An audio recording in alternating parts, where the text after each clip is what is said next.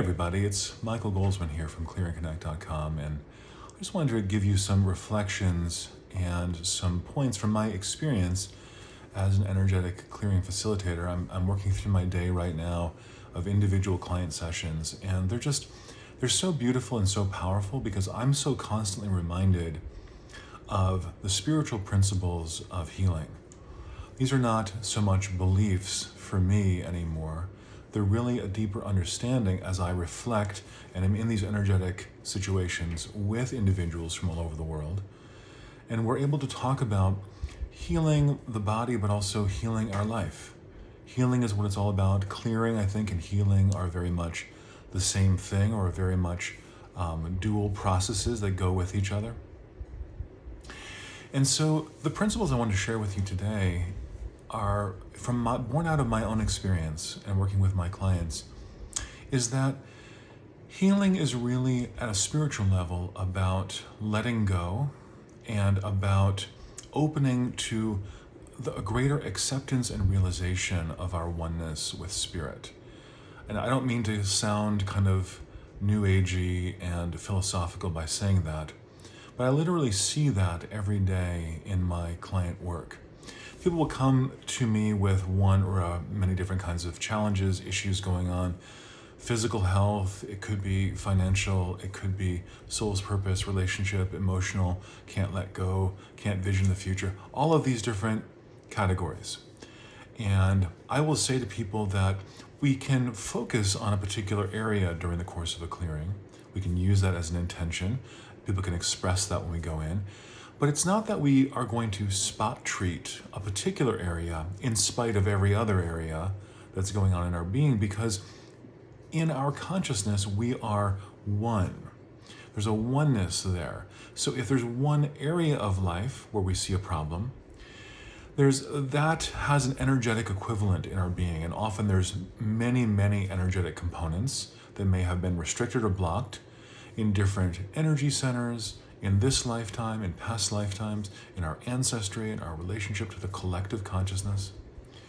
Many different situations. If a situation sparks the reaction of fear within us, say there's one situation, and that's either overwhelming or it's gripping or it's difficult, we can't get through it, we don't process it, that fear becomes kind of like a heavy winter coat that we're wearing, even in the midst of summer. Summertime, we're trying to manifest something, just portray that analogy for a second there. We're trying to manifest something in the summertime, and we're wondering, why am I so hot? Why can't I manifest this in life? We don't realize we're wearing this heavy winter coat. It's kind of like what these layers of programming or karma or unfinished business do.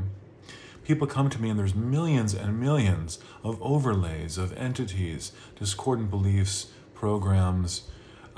They're not working with their own energy system in a healthy way. And they're wondering, why do I have this problem? I'm like, well, let's go back further behind the problem. First of all, let's recognize we are all unique emanations of spirit. We're unique emanations of the one presence people call spirit, they call God, they call life, they call energy, or they call it beingness. It doesn't have any name, really. No particular system can lay claim to that. We are a part of that. Whatever our belief system may be, the atheist is a part of that. It's not known by any name. It's simply the life force itself. This is a sacred silent presence that's within us. Now, we can overlay that presence with layers of fear, unfinished business, things that are unprocessed, things that are unhealed, things that we're still reacting to. Healing can be challenging, can be painful, can be difficult to face ourselves oftentimes. And lifetime after lifetime, we will lay overlay after overlay onto this sacred inner connection that we have. We're not talking about us connecting to an external being. We're talking about us as our individual self connecting to the depths of our own being. That's where spirit is. And so when there's all these layers, all these coatings and overlays and dirt that's gotten in the way, we cannot access the power of spirit that's in us. It can never be extinguished. It's always within us. It's what's causing us to be alive right now. We can't access that power. It's not because the power is being withheld from us. It's not because God is punishing us. It's not because we haven't begged or pleaded a reluctant deity in the right way to do something for us. These are all mistakes that are taught to us often. They're taught to us from a place of ignorance. They're taught to us from a place of often manipulation and control.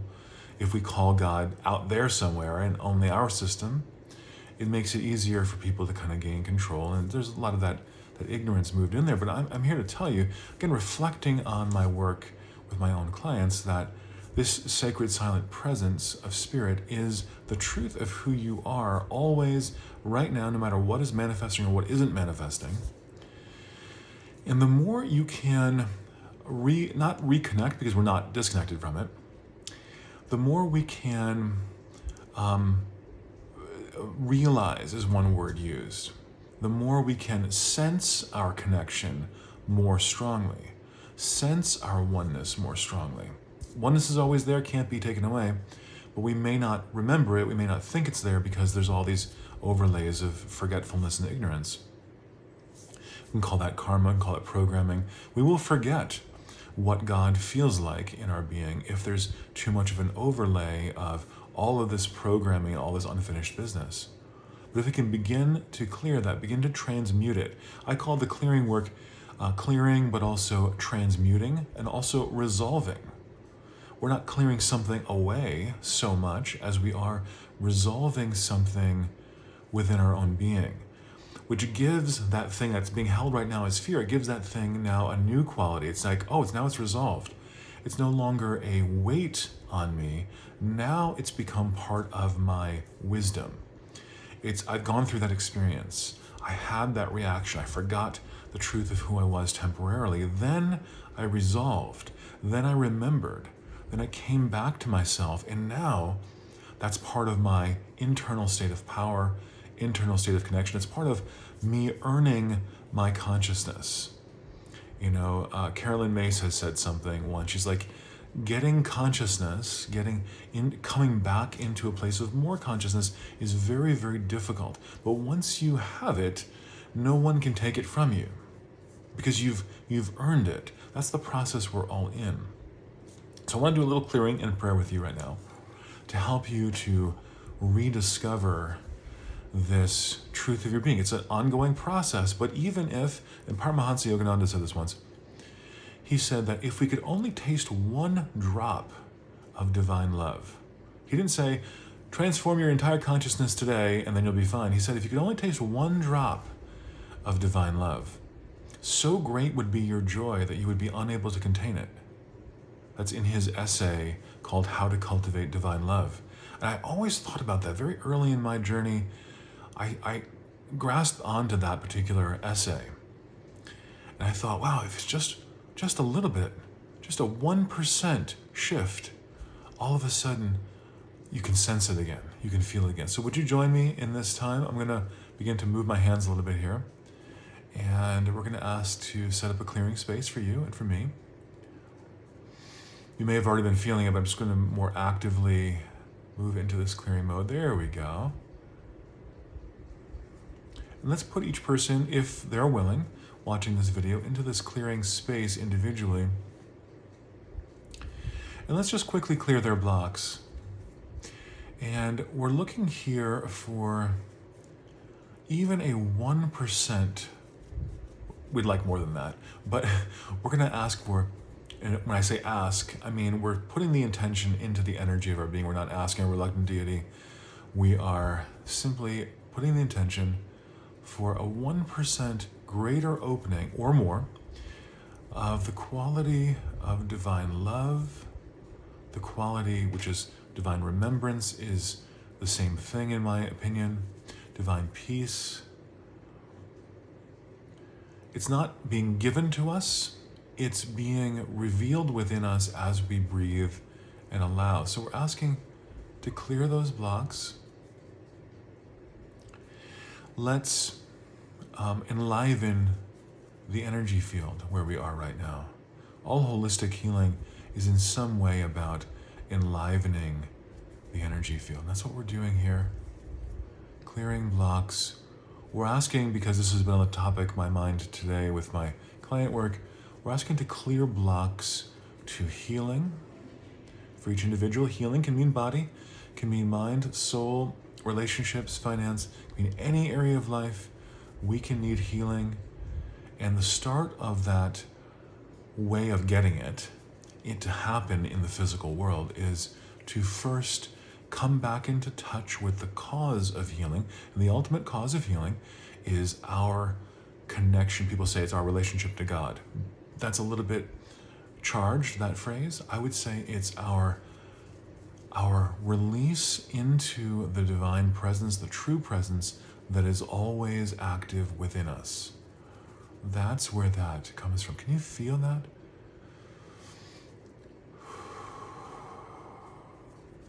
Noticing that shift within yourself. If you feel anything and it feels like, oh, a little bit more blissful, a little bit more joyful, a little bit good, you're doing it.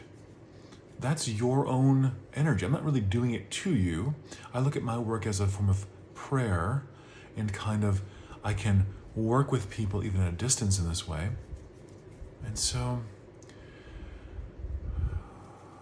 but not prayer as the begging a reluctant deity. It's prayer as in we are opening ourselves.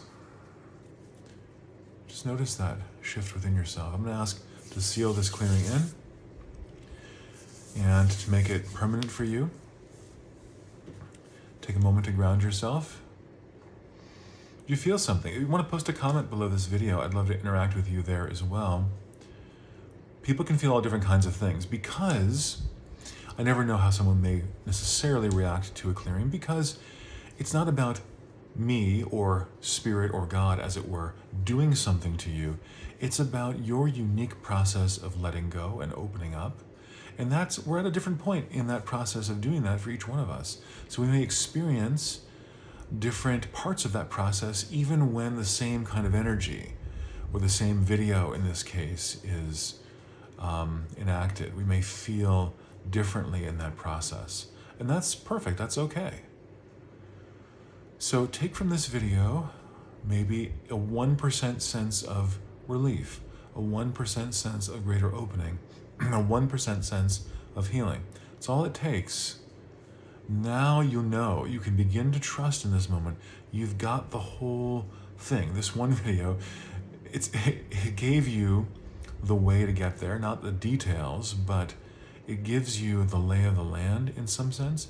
It's what all of the healing and spiritual traditions are talking about, but it just kind of encapsulates it for a moment. Our goal is to open to the fullness of who we are. You may call that God or spirit or life or chi or energy or consciousness.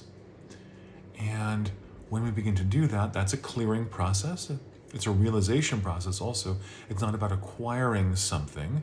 Spiritual healing and clearing and prayer is not about acquiring something from God or spirit. It's about recognizing what's already here in spiritual substance. And then when we have realized, felt it, sensed it in spirit, it can begin to come into our physical experience. So thanks for joining me. If you have questions, feedback, again, you can comment below. You can also find me at my website, clearandconnect.com. It's all one word. And there's weekly clearings there. There are hundreds of past clearings that you can download immediately. And I'm also available for individual clearing work. So please be in touch. Till next time, friends, peace and blessings to you. Bye-bye.